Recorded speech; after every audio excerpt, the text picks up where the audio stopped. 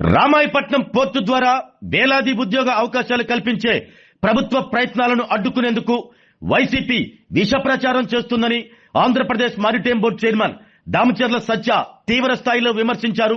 సాక్షి దినపత్రిక ప్రచురించిన కథనం పూర్తిగా అవాస్తవమని ఖండించిన సత్య ఆ పత్రికపై పరువు నష్టం దావా వేయనున్నట్లు స్పష్టం చేశారు.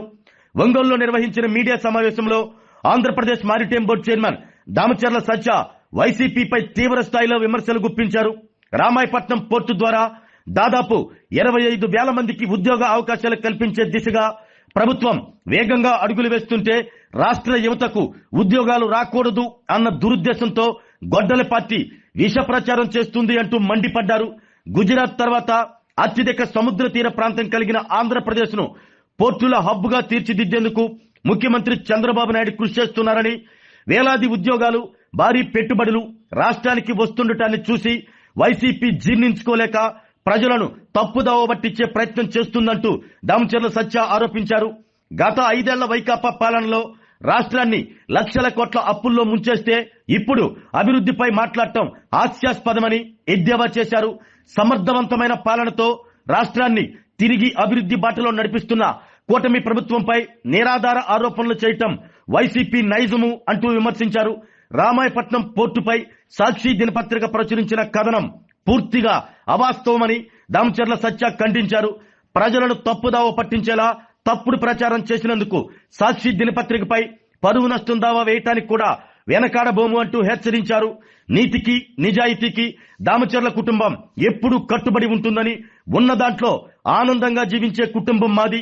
చిల్లర రాజకీయాల కోసం అసత్య ప్రచారాలు చేసేవారిని ప్రజలే తిరస్కరిస్తారన్నారు. మా కుటుంబంపై బురద జల్లాలని చూస్తే చట్టపరంగానే కాకుండా రాజకీయంగా కూడా తగిన గుణపాఠం చెప్తాము అంటూ దామచర్ల సత్య స్పష్టం చేశారు.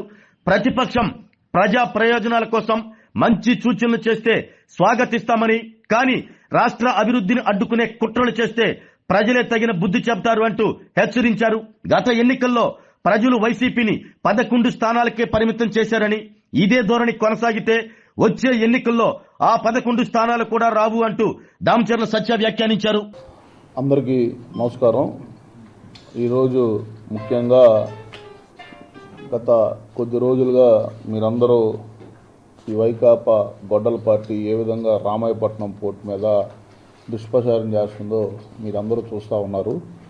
ఈరోజు ఈ ప్రభుత్వం, కూటమి ప్రభుత్వం, నారా చంద్రబాబు నాయుడు గారు ఏదైతే ముఖ్యమంత్రి అయిన తర్వాత ఆంధ్ర రాష్ట్రంలో ముఖ్యంగా మనకున్న సుదీర్ఘమైన సముద్ర తీరం 1053 కిలోమీటర్లు. ఈ 1053 కిలోమీటర్లు మనకి ఏదైతే గుజరాత్ తర్వాత అత్యధికంగా ఈ యొక్క సముద్ర తీరం ఉన్న రాష్ట్రం ఆంధ్ర రాష్ట్రం. కాబట్టి మన రాష్ట్ర విభజన జరిగిన తర్వాత మన రాష్ట్రానికి అప్పుడు ఉన్న వసతులు అన్నీ ఆలోచించి మన పోర్ట్స్ కనుక మనం డెవలప్ చేసుకోగలిగితే ప్రభుత్వానికి కానీ ఈ రాష్ట్రంలో సంపద సృష్టించని ఒక ఆలోచనతో ఆయన ఒక 3 పోర్టులకి మనం శ్రీకారం చుట్టాం. ఇప్పుడు రామాయపట్నం పోర్టు మీరు కనుక చూసుకుంటే 2008లో అప్పటి ముఖ్యమంత్రి రాజశేఖర్ రెడ్డి గారు ఒక జీవో ఇచ్చారు. ఏంటిదయ్యా జీవో అంటే జీవో నెంబర్ 9, జీవో నెంబర్ 42 జీవోలు. ఇది కృష్ణపట్నం పోర్టుకి నుంచి వాన్పిక్ ప్రాంతం ఉన్న దగ్గర దాకా ఎటువంటి కొత్త పోర్టు నిర్మాణానికి వీలు కాకూడదు, ఎటువంటి నిర్మాణం చేపట్టకూడదని ఆ రోజు అప్పుడు గౌరవ ముఖ్యమంత్రి రాజశేఖర రెడ్డి గారు ఒక జీవో ఇవ్వటం జరిగింది. ఆ జీవో దేనికంటే వాళ్ళ కొడుకు జగన్మోహన్ రెడ్డి గారి కోసం ప్రేమతోటి కృష్ణపట్నం పోర్టులో తనకున్న వాటాల కోసం ఈరోజు ఇంకో కొత్త పోర్టు రాకూడదని ఒక ఆలోచనతో ఈ జీవో కాపీలు మీ ముందు పెడతా ఉన్నా. ఈ 2 జీవోలు ఇవ్వటం జరిగింది. దాని తర్వాత ఉమ్మడి ప్రకాశం జిల్లా ప్రజాప్రతినిధులు కానీ, నెల్లూరు కావలు కానీ, నెల్లూరు జిల్లా ప్రజాప్రతినిధులు కూడా మనకున్న యాక్వా కల్చర్ కానీ, గ్రానైట్ పరిశ్రమలు కానీ ఇవన్నీ ఆలోచించి ఇక్కడ ప్రకాశం జిల్లా వెనకబడిన ప్రాంతం, ఈ ప్రాంతానికి ఒక పోర్ట్ కావాలి, పూర్వం బ్రిటిష్ వాళ్ళు ఉన్నప్పుడే రామాయపట్నంలో ఒక పోర్ట్ ఉండేది. ఆ పోర్టుకి అన్నిటికంటే అతి తక్కువ ఖర్చుతోటి ఫీజిబిలిటీ ఉన్న పోర్టు రామాయపట్నం పోర్ట్ అని నిపుణులందరూ తేల్చి ప్రజాప్రతినిధులందరూ అడగటంతో అప్పుడు గౌరవ ముఖ్యమంత్రి నారా చంద్రబాబు నాయుడు గారు ఈ 2 జీవోలను క్యాన్సిల్ చేసి మనకి జీవో నెంబర్ 112, జీవో నెంబర్ 28 ఈ 2 జీవోల్ని మనకి 2018 సంవత్సరంలో అటు కేంద్ర ప్రభుత్వంలో అప్పుడు మనం భాగస్వామిలో ఉన్నాం బీజేపీ తోటి 2014లో అక్కడ పెద్ద మనిషి మన వెంకయ్య నాయుడు గారు కానీ ఇక్కడ రాష్ట్రంలో అప్పుడు ముఖ్యమంత్రి నారా చంద్రబాబు నాయుడు గారు ఇద్దరు ఈ యొక్క రామాయపట్నం పోర్టుకి పర్మిషన్స్ కానీ అన్నీ ఆ రోజు రావటం. దాని తర్వాత 2018 సంవత్సరంలో రామాయపట్నం పోర్టుకి భూమి పూజ అప్పటి ముఖ్యమంత్రి నారా చంద్రబాబు నాయుడు గారు ఈ కార్యక్రమంలో పాల్గొని రామాయపట్నంతో పాటు అప్పుడు మీరందరూ కూడా ఆ ప్రాంతాన్ని విజిట్ చేయడం జరిగింది. అక్కడ మనం ఏషియన్ పల్ప్ ఇండస్ట్రీకి కూడా 2 పరిశ్రమలకి, ఒకటి ఏషియన్ పల్ప్ ఇండస్ట్రీకి, రెండోది రామాయపట్నం పోర్టుకి 2 భూమి పూజ స్వీకారం తీసుకున్నాం. ఇప్పుడు దాని తర్వాత 2019-24లో జగన్మోహన్ రెడ్డి ప్రభుత్వం వచ్చి ఒక సుమారుగా ఈ 5 సంవత్సరాల్లో వాళ్ళు 30% పోర్టు పనులు పూర్తి చేస్తే ఈ ప్రభుత్వం వచ్చినాక రామాయపట్నం పోర్టు ఇప్పుడు సుమారుగా 85% పనులు మనం పూర్తి చేయగలిగాం ఈ 2 సంవత్సరాల్లో. రామాయపట్నం పోర్టుని ఈరోజు ఈ యొక్క ఏదైతే ఈ మ్యారిటైమ్ బోర్డు ద్వారా ఈ యొక్క రామాయపట్నం పోర్టుని మనం మల్టీ కార్గో పోర్టుగా అభివృద్ధి చేస్తూ ఉంది. ఈ ప్రాజెక్టు మన DBFOT అంటే design, build, finance, operate and transfer విధానంలో చేపడతా ఉన్నాం. ఇది 4 దశల్లో అభివృద్ధి జరగబోతూ ఉంది. మొత్తం దీని యొక్క భూమి విస్తరణ 2538 ఎకరాలు. పూర్తయిన తర్వాత సుమారుగా ఈ పోర్ట్ పూర్తయితే 19 బెర్తులు అందుబాటులోకి వస్తాయి. ఒకటి బీపీసీఎల్కి అచ్చంగా మనం త్వరలో బీపీసీఎల్కి కూడా భూమి పూజ జరగబోతూ ఉంది. దానికి అచ్చంగా బీపీసీఎల్కి మనం ఒక బెర్త్ మొత్తం కేటాయించిపోతూ ఉన్నాం. అలాగే రెండోది ఇక్కడ జేఎస్డబ్ల్యూ వాళ్ళు కూడా ఒక బెర్త్ అడుగుతూ ఉన్నారు. వాళ్ళు కూడా ఇక్కడ మన కందుకూరు, మన ఒంగోలులో ఏదైతే కందులూరు, మర్లపాడులో కూడా ఈ ఐరన్ ఓర్ పరిశ్రమలు కూడా రాబోతూ ఉన్నాయి ఫ్యూచర్లో. అందుకు వాళ్ళకు కూడా ఈ బెర్తులు కూడా అవసరం అవబోతూ ఉన్నాయి. మొత్తం ఈ యొక్క రామాయపట్నం ఫస్ట్ ఫేజ్లో కనుక మనకు సుమారుగా 34.04 మిలియన్ మెట్రిక్ టన్నులు మనం ఈ యొక్క ఏదైతే మనం ఈ రవాణా కానీ ఈ పోర్ట్ కెపాసిటీ కూడా 34.04% మెట్రిక్ టన్నులకి మనం ఎస్టిమేట్ వేసుకోవడం జరిగింది. ఇది మొత్తం మనగా దీని కనుక ఈ ప్రాజెక్టు మనకి మొదటి దశలో అయితే సుమారుగా 850 ఎకరాల్లో మనం ఈ ప్రాజెక్టు మొత్తం పూర్తి కాబోతూ ఉంది. అసలు పీపీపీ విధానం అంటే ఈ వైసీపీ ప్రభుత్వానికి అసలు అర్థమవుతుందో లేదో తెలియదు. ఎందుకంటే భారతదేశంలో ఒక ఆంధ్ర రాష్ట్రంలోనే పీపీపీ మోడల్ మనం చేయట్లా. ఆల్రెడీ ఇప్పుడు సుమారుగా భారతదేశం మొత్తంలో 119 చిన్న పోర్టుల్లో 108 పోర్టులు 91% పీపీపీ విధానంలోనే అభివృద్ధి చెందుతూ ఉన్నాయి. ఇటు మన ఆంధ్రప్రదేశ్ కానీ, కర్ణాటక కానీ, ఒరిస్సా కానీ, పాండిచ్చేరి కానీ అన్ని నాన్ మేజర్ పోర్టులన్నీ ఈ పీపీపీ విధానంలో నిర్వహించబడతా ఉన్నాయి. గుజరాత్ అయితే దాదాపు 90% పోర్టులు కూడా ఈ పీపీపీ విధానంలోనే ఉన్నాయి. సుమారుగా మనం ఈ జూన్ 24 నాటికి రామాయపట్నం మనం ఇప్పుడు గత ప్రభుత్వం ఒక 40% పూర్తి చేయగలిగింది. మచిలీపట్నం అయితే 16% పూర్తి చేయగలిగింది. మూలాపేట అయితే 25% పనులే పూర్తి చేయబడింది. కానీ మన ప్రభుత్వం వచ్చినాక ఈ యొక్క రామాయపట్నం ఇప్పటికీ మొత్తం కలిపి 80.5% పనులు పూర్తి చేసుకోగలిగాం. అలాగే మీరు కనుక ఇది చూసుకుంటే డిసెంబర్ 26 నాటికి మనం అన్ని పోర్టులు పూర్తి చేయాలనే లక్ష్యంతో పెట్టుకొని పనిచేస్తూ ఉన్నాం. కానీ చిన్న చిన్న ఇబ్బందులు రావడం వల్ల ఏది ఏమైనా 2027 మార్చి కల్లా సుమారు ఏప్రిల్ కల్లా రామాయపట్నం పోర్ట్ మొత్తం పూర్తి చేస్తామని కూడా మీకు తెలియజేస్తూ ఉన్నాం. ఈ మొదటి దశలో రామాయపట్నం పోర్టుకి సుమారుగా 4,929 కోట్ల రూపాయలు ఖర్చు పెట్టుకోగలిగాం. ఈ ప్రాజెక్టు మొత్తం కూడా DBFTలో ఇందాక మీకు చెప్పడం జరిగింది. ఈ పోర్ట్లో సుమారుగా మనకి బల్క్ కార్గో కానీ, కంటైనర్లు కానీ, అదే లిక్విడ్ కార్గో, మన గ్యాసు, మొత్తం 2 ప్రత్యేక లిక్విడ్ బర్తులు కూడా ఈ BPCL సంస్థకు కూడా మనం కేటాయించడం జరిగింది. మీరు కనుక ఇది చూసుకోగలిగితే సుమారుగా ఈ ఫేజ్ ఏలో 2 సంవత్సరాల్లో పూర్తిగా పనిచేయాలి. బర్తుల విస్తీరణ, అలాగే అవసరమైతే మన సామర్థ్యం పెంచిన తర్వాత 5 సంవత్సరాల్లో ప్రారంభించాలని ఉన్నాం. ఇది మొత్తం ప్రభుత్వానికి ఇప్పుడు PPP మోడల్లో మనం కన్సెస్మెంట్ మొత్తం 1,500 కోట్ల రూపాయలు ముందస్తుగా 2 విడతల్లో చెల్లించాలన్న కండిషన్ కూడా మనం పెట్టడం జరిగింది.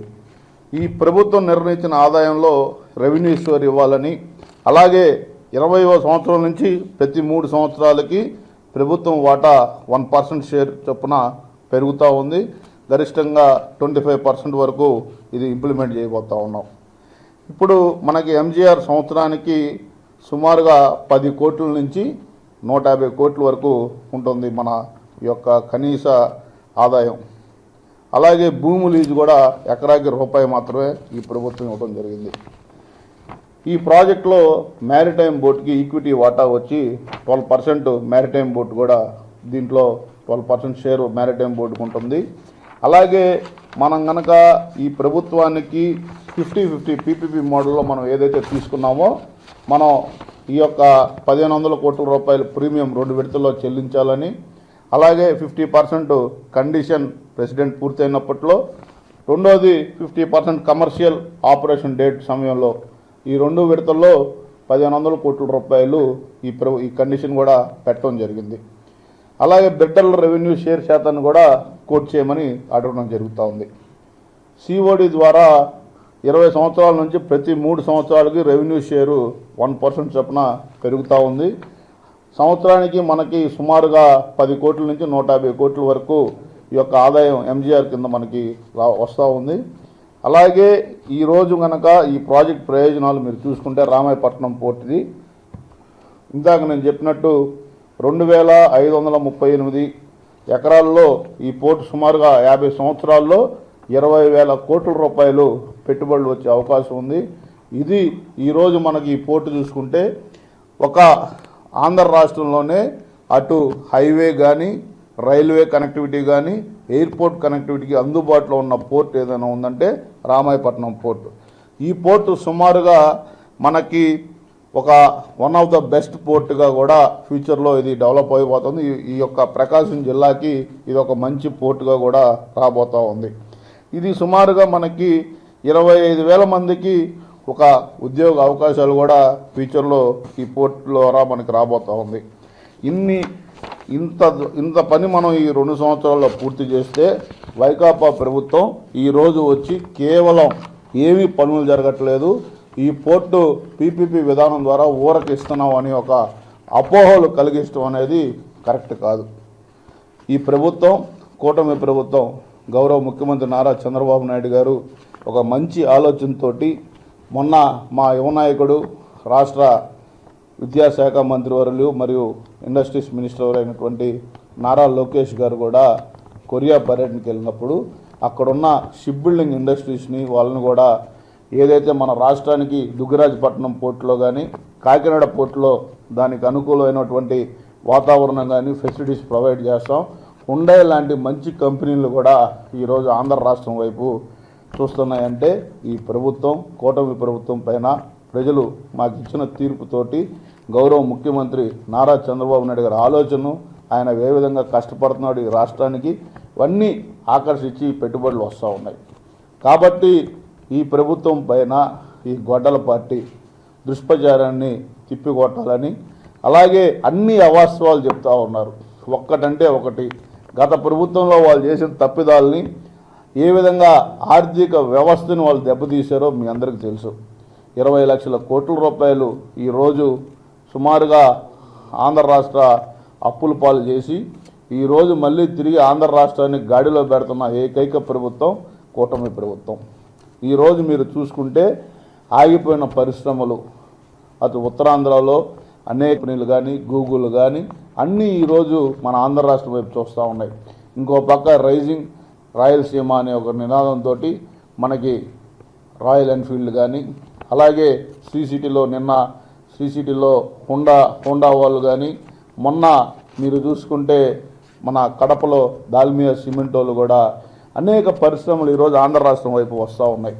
ఇవన్నీ ఎక్కడ ఈ ఆంధ్ర రాష్ట్రం అభివృద్ధి చెందకూడదు, ముఖ్యంగా మన భావితరాల భవిష్యత్ పిల్లలకి ఎక్కడ ఉద్యోగాలు రాకూడదనే ఒక ఆలోచనతో ఈ వైకాపా ప్రభుత్వం పనిచేస్తూ ఉంది. వైకాపా పార్టీ గొడ్డల పార్టీ పనిచేస్తూ ఉంది. కాబట్టి మీకు కూడా మీడియా సోదరుల ద్వారా వాళ్ళకి మనవి చేస్తూ ఉన్నా, ఏమన్నా ప్రతిపక్షం ఒక మంచి సలహాలు ఇవ్వాలి. కానీ ఆల్రెడీ మనం వెనకబడిన జిల్లాకి ఈరోజు ఇంత పెద్ద పోర్టు వస్తూ ఉంటే రేపొద్దున ధర్నా కార్యక్రమం పెట్టారు. దేనికి మీరు ధర్నా చేస్తున్నారు? మీ రాజశేఖర రెడ్డి గారు ఇచ్చిన జీవో కోసం ధర్నా చేస్తున్నారా?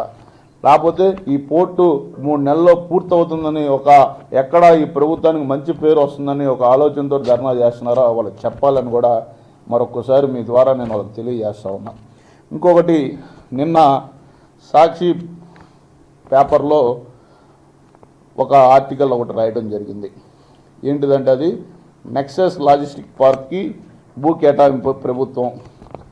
ఒక నెక్సస్ లాజిస్టిక్ అనేది ఒక కంపెనీ, ఇంటిగ్రేటెడ్ లాజిస్టిక్ పార్క్.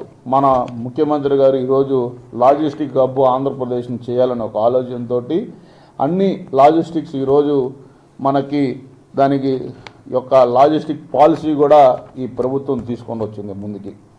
దానిలో భాగంగా నిన్న సత్యవేడులో చిన్న ఎట్టివాకం అనే గ్రామంలో 63 ఎకరాల భూమిని ఈ యొక్క నెక్సస్ ఇంటిగ్రేటెడ్ లాజిస్టిక్ పార్క్కి కేటాయించడం జరిగింది. ఇది సుమారుగా ఈ యొక్క కంపెనీని వాళ్ళు వేర్ హౌసెస్ కట్టడానికి వాళ్ళు టెండర్లు దీని ప్రక్రియలో ఆ గవర్నమెంట్ ఆక్షన్ ల్యాండ్ కూడా 28 లక్షలకి ఈ కమిటీ ఒకటి ఏంటంటే మన maritime board land allotment guidelines ప్రకారం state maritime land evaluation cum approval committee, ఇందులో తిరుపతి జిల్లా కలెక్టర్ కూడా మెంబర్గా ఉండి ఈ యొక్క ల్యాండ్ వాల్యూని వాళ్ళు డిసైడ్ చేసి 28 లక్షలకి సుమారుగా 28 లక్షలకి ఈ యొక్క ల్యాండ్ని ఆ కంపెనీకి అలాట్ చేయడం జరిగితే దీంట్లో మ్యారిటైమ్ బోర్డ్ చైర్మన్కి ఇన్వాల్వ్మెంట్ ఉంది. ఇది మ్యారిటైమ్ బోర్డ్ చైర్మన్ వాళ్ళ స్నేహితులకు ఇచ్చారని ఒక ఆర్టికల్ రాయడం జరిగింది. అయ్యా, దామచర్ల కుటుంబం ఈ రాష్ట్రంలో అందరికీ తెలుసు. ఉన్నదాంట్లో ఆనందంగా ఉంటాం. మేము అనవసరంగా వేరే దానికి కక్కుతుపడి ఇలాంటి చిల్లర పనులు చేసే ఉద్దేశంలో మా పెద్ద ఆయన దామచర్ల ఆంజనేయులు గారు మనం పెంచల. నీతికి నిజాయితీకి విలువలతో కూడిన రాజకీయాలు చేసే కుటుంబం ఈరోజు రాష్ట్రంలో ఏదైనా ఉందంటే ఒక దామచర్ల కుటుంబం. ముందుగా మీరు ఆరోపణలు చేసేటప్పుడు ఒక ఆలోచన చేయాలి, ఎవరి మీద చేస్తున్నాం, ఏం చేస్తున్నాం అని.